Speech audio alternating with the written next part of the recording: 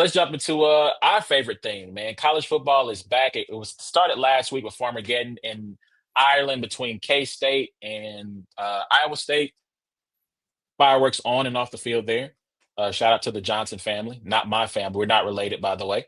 Um, but had some games last night. You had USF smackdown Boise State. I think it was 34-7, 31-7. And Something like then that. Yeah. in the nightcap, I couldn't stay up to watch that because I went to sleep. But You didn't miss you much. had Patrick Mahomes the fourth Yep. lead the Nebraska Cornhuskers to a win over the Cincinnati Cincinnati Bearcats. Bearcats. Did you see the tweet that Nebraska put out? Uh-uh. They deleted it soon after. I'm gonna pull it up real quick. Hold on, because when you win, you simply just can't win. You got to troll. Oh gosh. So let me see. I want to share my screen. Yep.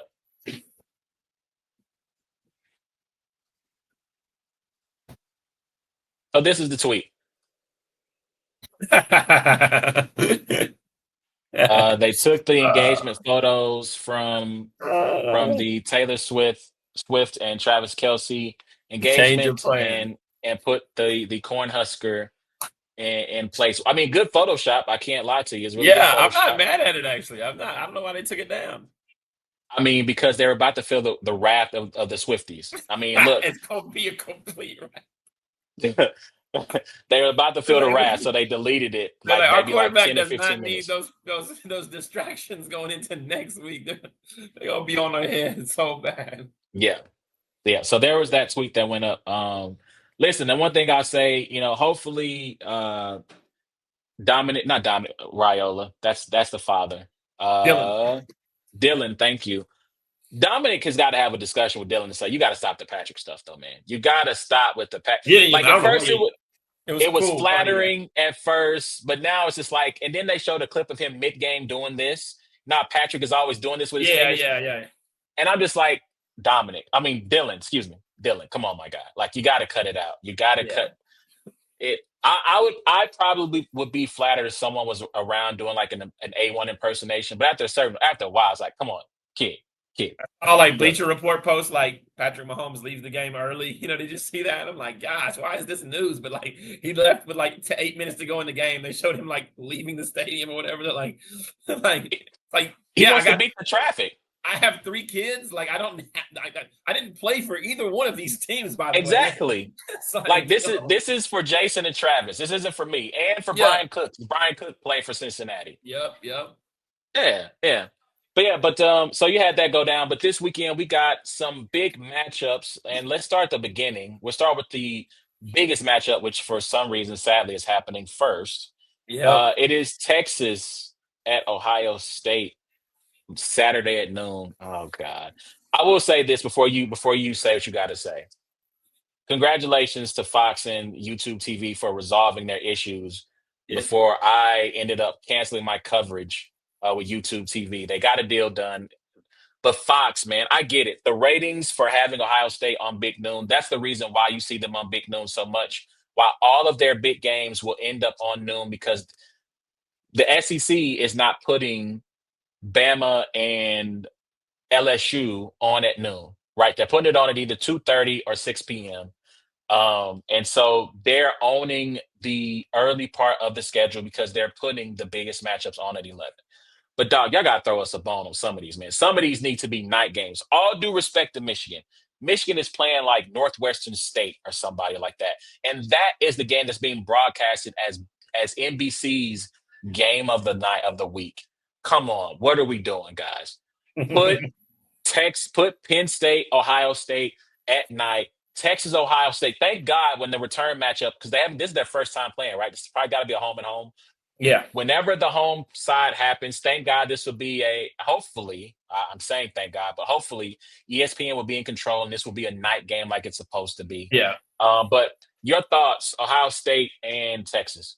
Man, it's wild that a game of this stature is played first. Like 1-3 is huge, and not on a neutral site too. Like not like in New Orleans at the Sugar Bowl or in the Chick-fil-A Classic or whatever. And then 2, You have two teams that are coming back from the college football playoff that just played each other, in the college football playoff, right? Yep. And then three, you have brand new quarterbacks that are not even like, we're not even talking about transfer portal quarterbacks. We're not talking about guys that have played in big games before. We're talking about two guys who have never, like this is so like, which could be a good thing. It could be like well, I don't know any better, like get out here and play football kind of thing. Um, so it's just wild because watching football yesterday, and this is what everybody says in that first game, it's limiting the mistakes, it's limiting the penalties, it's limiting the turnover, just the things. And it's like the way you limit those things is you have a signal caller who knows how to limit those things, to minimize the negative plays. Well, we have two guys that when they go in there and they have those problems, it's almost expected of them. So I would be very interested to say that I think this game might be good, but I think this game is going to be sloppy for some bit of it. I think the defenses, both defenses are going to be very good. Both defenses lost a lot of players, but you still got Caleb Downs back there for Ohio State. On the other side, you lost Jahdae Barron. You lost, I think, two of the defensive tackles that Texas had went high in the draft. Yep. On the offensive side, you also lost Judkins and Henderson from the running back side. Emeka So man, Ibuka. yeah, there's just so much. There's so much that you've lost. There's so much that you don't know about this team.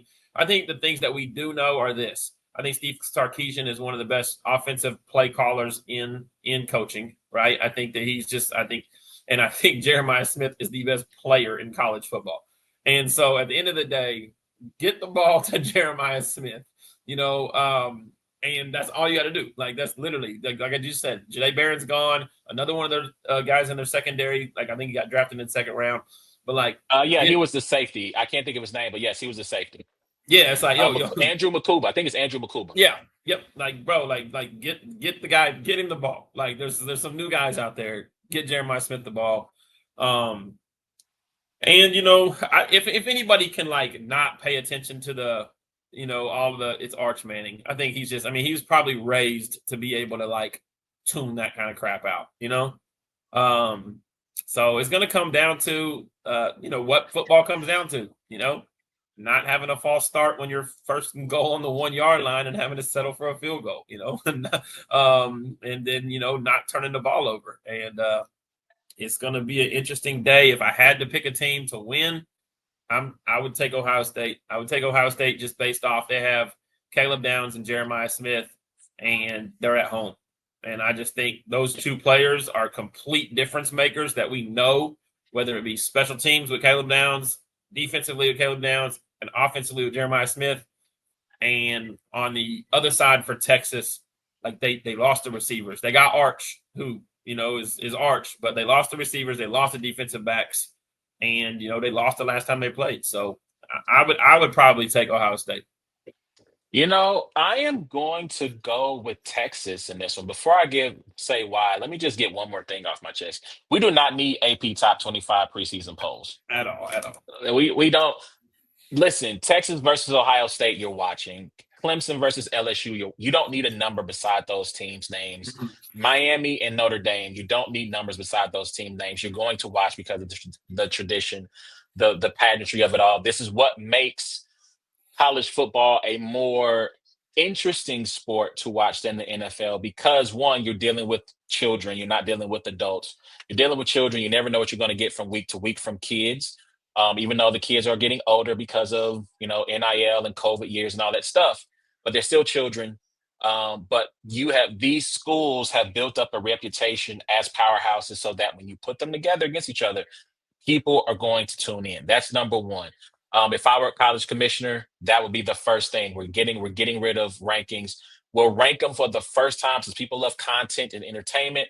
The first college football playoff ranking of the year will be the first time we rank the top 25 teams because now we have some sort of data that says, yes, Texas was indeed worthy of that number one ranking. Notre Dame was indeed worthy of a top 5 ranking because all that happens here, if you have Florida State, right? Florida State was top 5 to start the year. They have an abysmal year. It becomes, can you believe how bad this team was ranked top 10 to start the season. And in the age of this transfer portal and NIL, you don't know who's good from Yeah. year to year. So you talked about two quarterbacks who didn't transfer, but as I look at this top 10, Texas, Ohio State, Georgia, Notre Dame, Oregon, Bama, Miami. Now, granted, Miami has a transfer who has experience, but all of these schools, those were schools in the top 10. So I just named number one, number three, number Yep. six, number seven, number eight, and number 10 all have new quarterbacks who either Miami is the only one who has a quarterback who's transferring in there. All these other ones, these kids were there the year prior and they're taking over for the first time. So, I mean, you just don't know No. who's good. Like, you don't know. Listen, there's been a lot of expectations on Arch and that he's going to be Heisman Trophy, that he's going to be the number one pick in next year's draft, which we can have that conversation another day about taking quarterbacks with less than 20 starts high in NFL draft because the track Doesn't record matter wasn't because good. the Saints are picking first and he's going straight to New Orleans. And we Listen, know I this. so if he comes out, but like we don't know. We don't know what's going to happen with Arch. The last time we saw Arch in a game, he didn't play in the Ohio State game. I don't think he played. He might have been in for like Took some maybe one snaps against Wildcat play. Georgia. He took some snaps against Georgia. And I he think. looked shook. That was the SEC title game against Georgia. He came in to close the half because Quinn Ewers looked shook. And then Arch came in and he also looked a little shook. And so he's going to be in front of 100,000 screaming Rabbit fans who I don't know if they raise banners in college football per se, but this is their ring night, for lack of a Yeah. better term. They're the defending champions and they're kicking off their season. So they're going to be in front of that Rabbit fan base, and he's got to deal with the pressure of that and playing in probably one of the biggest stadiums he has ever played in his life. And so I don't know how that's going to affect him. Maybe he's got ice in his veins. Shout out to I just saw that kid's name and it's not blanking. Julian Sand. Julian Sand, I think, is a redshirt freshman. He's getting his first career start and he's playing big boy football. So good luck to both of them. I'm going to go with Texas just because I do think defensively they have lost a little bit less than Ohio State. Ohio State lost a lot on their edge. JT Tuimoloau out, Jack Sawyer. They still have Sonny Styles is still there, but they lost some people on the back end as well. I'm going to go with Texas. I think they're going to have just enough to make enough plays to win that game. But let's jump into the next big matchup we got on the list. What time does Tennessee and Syracuse play? The same exact time as Texas and Ohio State. Then, well, you got the Vol, you got the Vol gear going. Let's talk that. How do you feel about Tennessee going into this game against Syracuse? Man, I'll be obviously there's a lot of questions on the offensive side. Like I don't even have like this kid just got here a couple months ago, Joey Aguilar. I played at Appalachian State last year. Some of the highlight tape that I see of him is pretty good, but you don't even really get a lot of like looks in at practice and different things. I don't know if you saw Blurgate. Did you see Blurgate? Did you see that? Yeah. So it was about 3 weeks ago. There was an interception highlight of a defensive back at Tennessee making a crazy interception, and it was an underthrown ball. And Tennessee's social media team blurred out the face of whoever was throwing the pass, right? So as to not have the entire fan base go bat crazy, you know what I mean? And decide that this quarterback's not good enough because it was still at the time a quarterback competition. But offensively it's gonna be interesting to see. But man, I'll tell you what, I'm ready to watch the defense tomorrow. Like I can't wait. I think we have probably one of, if not the best defense in the SEC. And we won't have Jermon McCoy back yet because he's dealing with the ACL injury, and I think he's already been solidified as a top 10 pick in next year's draft as a defensive back. And so we all last year, a lot of the issues with the tape on like Omar Norman Lott and James Pierce Jr., who went high in the NFL draft, was that they didn't play a lot of downs because we cycled the guys in. Like they didn't play 3-4 that, like they're all coming in. And those are like the only two guys we lost. We still got we reload on the defensive line. We got our linebackers back. We got, a lot of the secondary back. So I'm just looking forward to hopefully tomorrow, like a defensive, just dominance, and hopefully that offensively, some plays can be made. but I just don't know what to expect offensively. Tennessee's ran the ball well a lot, for the last however many years, whether it be Jalen Wright, Dylan Sampson, Jabari Small, whoever we put in there.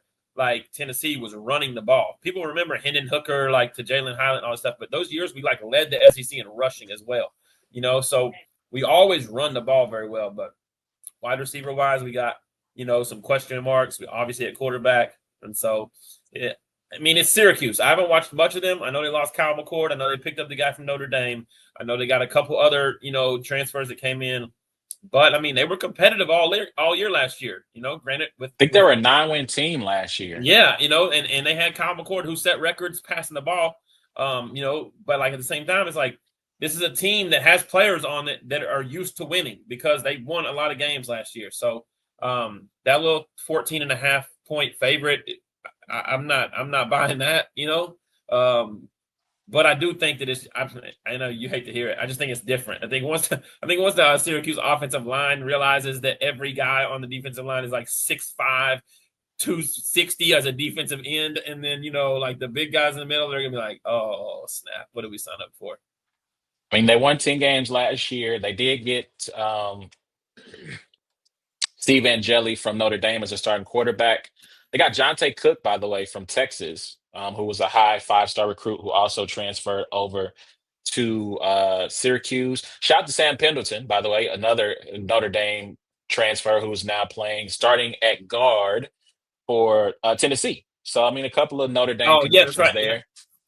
A couple of Notre Dame connections there. I'm riding with you. I'm riding with the home squad. I'm gonna go Tennessee. Again, we don't know what to expect because you all have both, again, two teams with starting quarterbacks making their first start. So although I like Steve Angeli, I think the one knock on Angeli is he doesn't always have the best clock in the pocket. If you go back to that game where he came in last year against Penn State, when Riley Leonard had to come out of the game, he led them on the drive that got them the 3 points before halftime. It almost ended disastrously because the rush got there. He didn't anticipate it well, didn't try to escape the pocket, was stripped, and somehow I think it was either Emil Wagner or Billy Stroud. I think one of the guards came up with the fumble and kept the drive going. So hopefully, maybe he's cleaned that up. I don't know, but we'll see what happens. But I'm gonna ride with Tennessee on that one, man. Let's see what else we got out here for week 1. We don't have to spend too much time on this, but Alabama taking on Florida State. Interesting just because Florida State had such a terrible season last year. DJU was not it. They went and got Thomas Castellanos from Boston College, who is a talented quarterback. And also, again, we talk about new quarterbacks. Ty Simpson, he's been with the Crimson Tide now this is his 4th year. So he was there with Saban. He's a redshirt junior.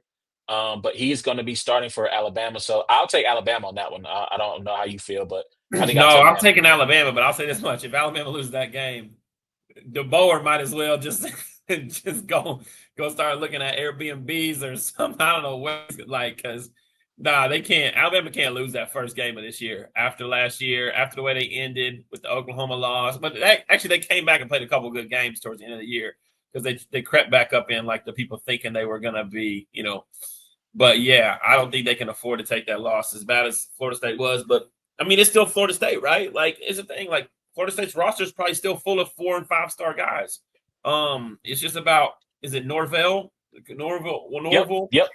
It's just about can he get them to play and can they get somebody in there? But at the end of the day, Alabama has Ryan Williams, and we all talk about Jeremiah Smith. If there is a 1A and 1B, like Ryan Williams is one of them ones too. So, man, in the 2027 draft, you're going to have Ryan Williams and Jeremiah Smith coming out in the same draft, man. Sure, that's Detroit Lions be up there, ready to draft them a wide receiver. No grabs. Maybe the Packers fall apart, and that's the Cowboys' number 1 pick, right? There Top you go. 10 pick. But yeah, I'm looking at, I don't really recognize too many names on Florida State's roster. But yeah, I'm going to go with Bama. All right, nightcap for Saturday is Clemson and LSU. Which is the exact opposite as to what we've been talking about, because they both have returning defense, offense, and quarterbacks.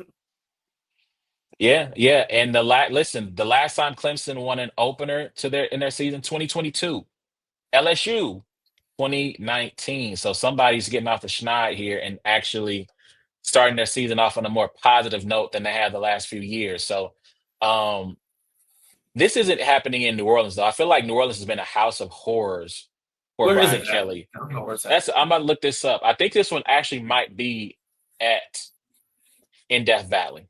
It is. Matter of fact, because I just saw a writer say that he was on it. He was Wolves Clemson up to death. or It's LSU? at Clemson. It's at Clemson. Clemson's Death Valley. So it is at Clemson, not at some neutral site. So who you got? Whew, I'm gonna take Clemson. I'm gonna take Clemson. I think there's a reason why LSU hasn't won an opening game in the last few years. Like I don't know. I actually just watched the Any Given Saturday. Did you watch that on Netflix? I have not. I have not. Okay. And it's funny because the whole first episode is them getting ready to play USC last year, if you remember, and just the hype around that, and then them for some reason not being able to close the deal, against a USC team that turned out to not be that great, Not be actually, that good. Yeah. Yeah. And so I don't know if it's a coaching thing, or I don't know if it's just it's psychologically, like it's for some reason the first game of the year LSU just can't get over the hump. Um, but I do trust Cade Klubnik at home with Dabo Sweeney's coaching a little bit more than I trust LSU on the road. I do know that LSU's defense, which has been not terrible, but pretty bad the last few years. I mean, the year Jaden Daniels won the Heisman, they were really bad, and the year before, I think they were. I mean, they just like if they had any kind of defense those years that he was there, we could be talking about national champion LSU Tigers. But I think their defense has gotten a little bit better. But Well, ultimately, I'm taking Clemson. I'm going to LSU. I'm going to LSU. I think I like Grant. I know K Klubnik played better uh, as the season went on. He was terrible against Georgia to start the year last year. Where, to be honest, if he could have given them anything, they could have put a lot of pressure on Georgia because Georgia's offense wasn't doing much against Clemson's defense for the first half. What kept happening was Clemson kept going three and out, turnovers, giving Georgia short fields. And after a while, Georgia started to capitalize on that because it's hard to keep elite teams down for 4 quarters. Yeah, So he did play better, but then when he faced better competition, which I believe was who did they play in after they won, after they beat SMU? It was Texas, right? yeah. Yeah, I feel Was it? like I Yeah, think so. I Georgia. might have to look that up. I think it was Texas. So they beat SMU, and then I think they played Texas. Ohio State played Oregon. Notre Dame played Penn State. And yeah, I think that's right. Now you got me. Now I got to look this up. Let's see. Clemson 2024. Because this is gonna bug me until I figure it out.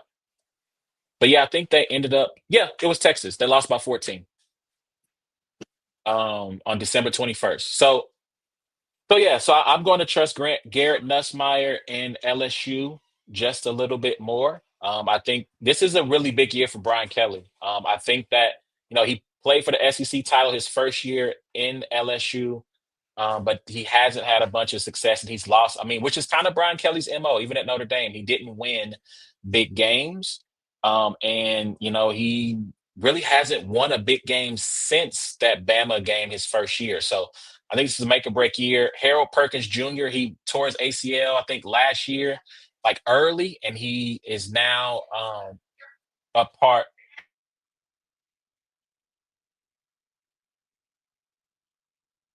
We're pausing 10 seconds for station identification. This is It's a Black and White Thing featuring A1 and A Ward.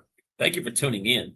After A1 is done being muted, we will continue the prediction.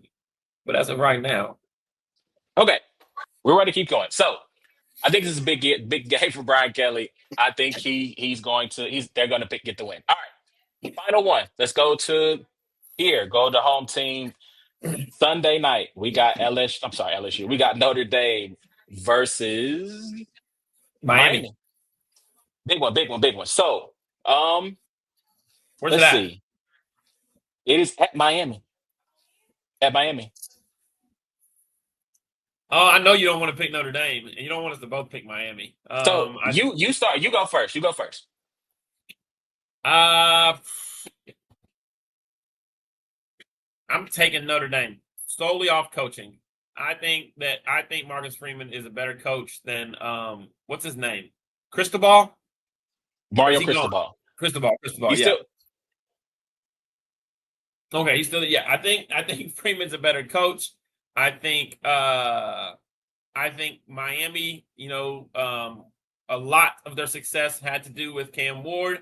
I think Carson Beck is a downgrade to Cam Ward, especially athletically and able to string along plays. They lost Xavier Reposado, whatever the tequila last name he had in was Xavier extra spot, Restrepo. extra Restrepo. special. They lost extra special, but they lost a few guys. And yeah, I'm definitely. I think that I think Notre Dame goes there, wins by a field goal. So I'll say this. I am picking Miami. I am picking Miami. And here's the thing. It has nothing to do with the fact that I'm being a pessimist. I do think because they have new players at quarterback in particular. They lost their safeties. They lost their cornerback. Um, oh wow. I didn't sorry. My vice president just texted me. It threw me off. I didn't realize the number. I didn't Oh, know she had mine. she watching the Anyway, podcast. She picked Miami.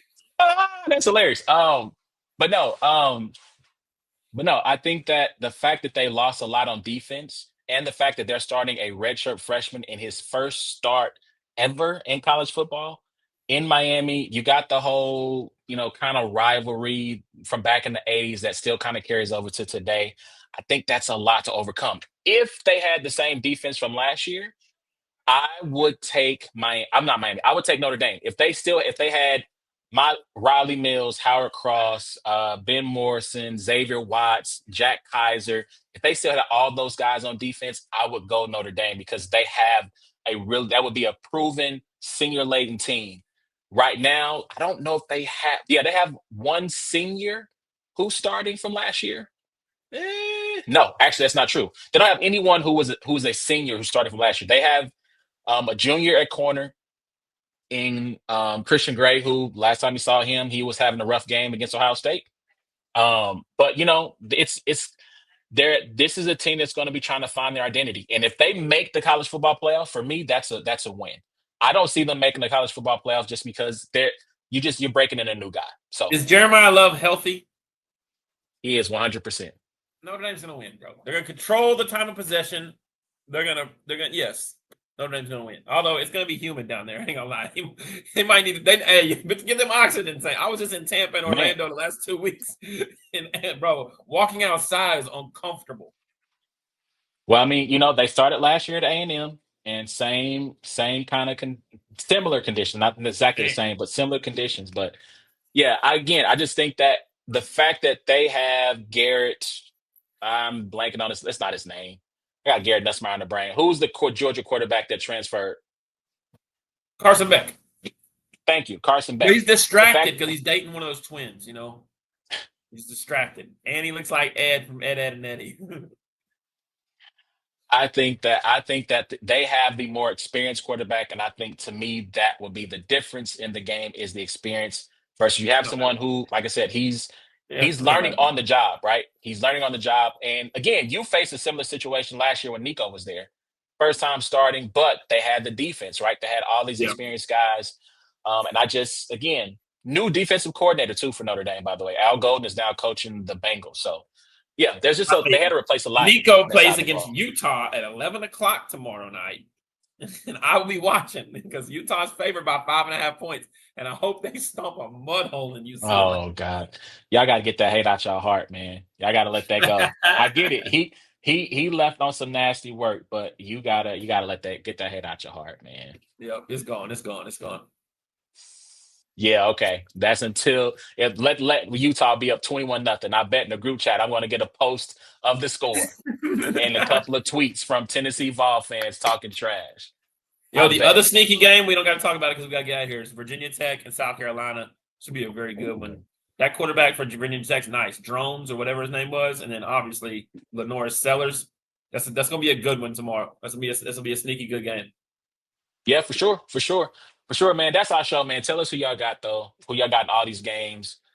Texas is Arch the second coming of Peyton.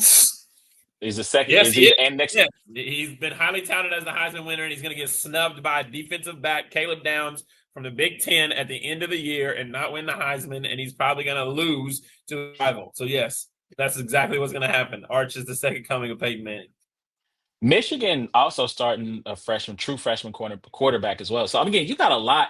Like the college football playoff is going to be wide open because you just have on top of all the player movement, the most important position has a lot of new faces who's got a lot to prove. So we'll see what happens, man. Y'all let us know what y'all think. That's been our time. Please remember, you can check us out wherever you get the good podcast. Search for It's a Black and White Thing or Brains and Bars. You can also find us here on YouTube at Brains and Bars. Hit the notification bell, hit the like button, leave a comment, tell a friend to tell a friend it's those boys again. You can also catch us on Facebook Live, Twitter. Yeah, and we're also Instagram, Twitter, Facebook at Brains and Bars. So next time it's been a Black and White Thing, man. Mama Ward, have a good holiday weekend. Everybody have a holiday weekend. We'll holler at y'all, man. Y'all be easy. All right, peace.